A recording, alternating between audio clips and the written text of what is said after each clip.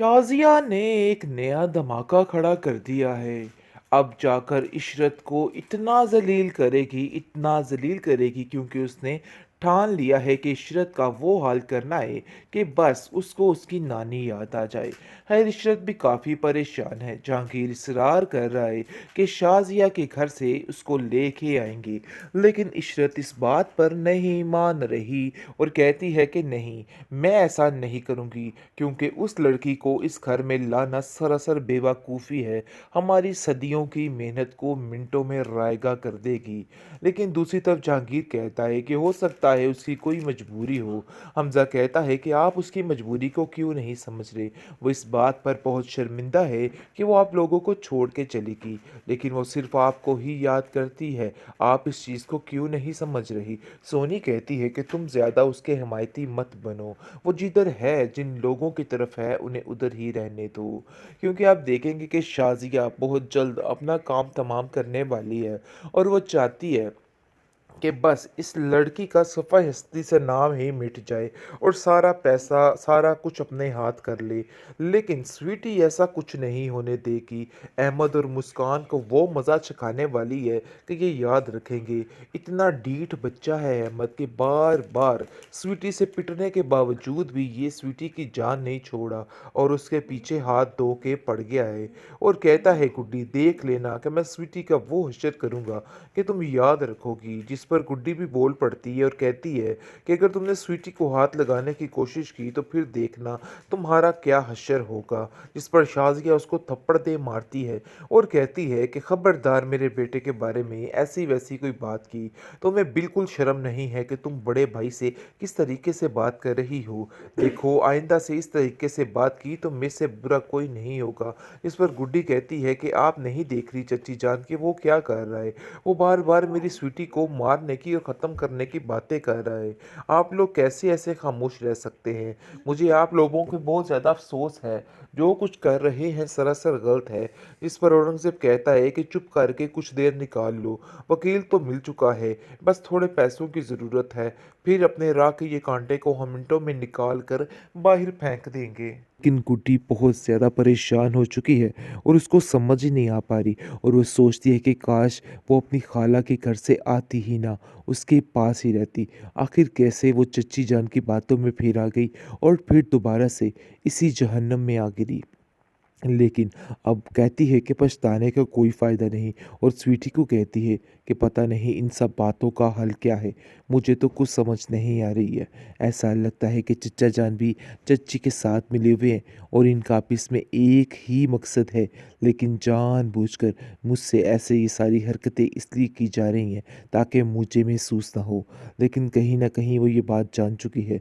आप देखेंगे कि जैसे ही ये पीर उनके घर आ जाता है, शाज़िया की तबीयत दिन ब दिन काफ़ी ख़राब रहने लग जाती है और वो काफ़ी ज़्यादा उचाट भी रहने लग जाती है क्योंकि वो उसके ज़हन से निकालने की कोशिश कर रहे हैं कि आपके घर में कुछ नहीं है और वो स्वीटी के बारे में कुछ भी उसे नहीं बताता है क्योंकि वो जानता है कि अगर स्वीटी के बारे में कुछ ऐसा बता दिया तो मामला काफ़ी गड़बड़ हो जाएगा। इसलिए वो गुड्डी को कहता है, गुड्डी बेटा क्या तुम मुझे बता सकती हो कि असल माजरा है क्या? ये स्वीटी कौन है और क्या कर रही है? आखिर कुछ ना कुछ तो गड़बड़ ज़रूर है। जिस पर स्वीटी गुड्डी इनकार कर देती है और कहती है कि नहीं, मैं स्वीटी के बारे में कुछ नहीं बताऊंगी। मैं बस इतना जानती हूँ कि ये मेरी मामा का दिया हुआ आखिरी तोहफा है, इसके अलावा कुछ नहीं। ड्रामा सीरियल गुड्डी की नेक्स्ट आने वाली एपिसोड काफ़ी इंटरेस्टिंग है। नाज़रीन, जैसा कि शाज़िया ने बुरा चाहा है इस बेचारी मासूम बच्ची का और उसको उसके लिए यानी कि तरह तरह के बुरे रास्ते इख्तियार कर रही है, लेकिन वो नहीं जानती कि ये रास्ते उसके लिए ही आसान हो रहे हैं और उसकी हर मुश्किल, हर परेशानी बहुत जल्द दूर हो रही है। क्योंकि जैसे ही नासिर घर में आ चुका है, वो देख रहा है कि उसकी बहन शाज़िया उसके साथ बहुत बदतर सलूक कर रही है। वो उसको कहती है कि आखिर तुम ऐसा कैसे कर सकती हो एक मासूम बच्ची के साथ, इतना इतना जुल्म, आखिर ऐसा कैसे हो सकता है। जिस पर शाज़िया कहती है कि नहीं, मैंने उसके साथ कोई जुल्म ज़्यादती नहीं की है, बल्कि ये तो हर एक माँ अपने बच्चे को काम सिखाने के लिए करती है और वैसे भी जिस काम के लिए तुम इधर ठहरे हुए हो ना, बस वही काम करो और कोई भी काम करने की ज़रूरत नहीं है। लेकिन उसका भाई भी उसको ऐसे चने चबाएगा कि ये सारी ज़िंदगी याद रखेगी। आप देखेंगे कि शाज़िया को दिन ब दिन इतना बेवकूफ़ बनाया जा रहा है कि वो समझ ही नहीं आ पा रही उसको कि आखिर क्या मसला है और क्या नहीं है, और उसको जैसा-जैसा बताया जा रहा है, वो वैसा ही समझी जा रही है। लेकिन गुड्डी को ऐसा महसूस हो रहा है कि जैसे उसका कोई अपना इस घर में मौजूद हो, जिसकी वजह से वो काफ़ी खुश होती है।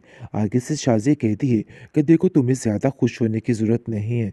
ये मत समझना कि तुम्हें इसकी सपोर्ट मिल गई है तो तुम्हें सब कुछ मिल जाएगा। देखो भई, ऐसा वैसा कुछ नहीं होने वाला। मैं तुम्हें बार-बार एक ही बात समझाने की कोशिश कर रही हूँ। जल्दी-जल्दी अपने काम को निपटाओ और हमारी ज़िंदगियों से दूर हो जाओ। गुड्डी बहुत रोती है और कहती है कि आखिर चच्ची जान मुझसे इस तरह के लहजे में क्यों बार-बार पेश आती हैं? मैं तो उनका बुरा नहीं चाहती हूँ, लेकिन फिर भी ऐसा क्यों होता है? वो अपने चच्चा जान से भी बात करती है कि आखिर मैंने आप लोगों का क्या बिगाड़ा है? क्यों आप लोग मुझसे इतनी नफ़रत करते हैं? जिस पर उसका चचा कहता है कि तुम फ़िक्र मत करो, सब ठीक हो जाएगा। यानी कि उसको तो चालाकी बड़े बेहतरीन तरीके से करनी आती है। लेकिन शाज़िया आउट ऑफ कंट्रोल हो चुकी है और वो थक चुकी है हर बात को सह के। सहने से मुराद है गुड्डी को इस घर में रख के, क्योंकि वो एक पल के लिए भी किसी को बर्दाश्त नहीं कर सकती। ये उसकी बहुत बड़ी मजबूरी है जो कि उसको इस गुड्डी को बर्दाश्त करना पड़े। लेकिन गुड्डी बहुत ज़्यादा परेशान हो चुकी है और उसको समझ ही नहीं आ पा रही, और वो सोचती है कि काश वो अपनी खाला के घर से आती ही ना, उसके पास ही रहती। आखिर कैसे वो चच्ची जान की बातों में फिर आ गई और फिर दोबारा से इसी जहन्नम में आ गिरी। लेकिन अब कहती है कि पछताने का कोई फ़ायदा नहीं, और स्वीटी को कहती है कि पता नहीं इन सब बातों का हल क्या है, मुझे तो कुछ समझ नहीं आ रही है। ऐसा लगता है कि चचा जान भी चच्ची के साथ मिले हुए हैं और इनका आपस में एक ही मकसद है, लेकिन जानबूझकर मुझसे ऐसे ये सारी हरकतें इसलिए की जा रही हैं ताकि मुझे महसूस ना हो। लेकिन कहीं न कहीं वो ये बात जान चुकी है।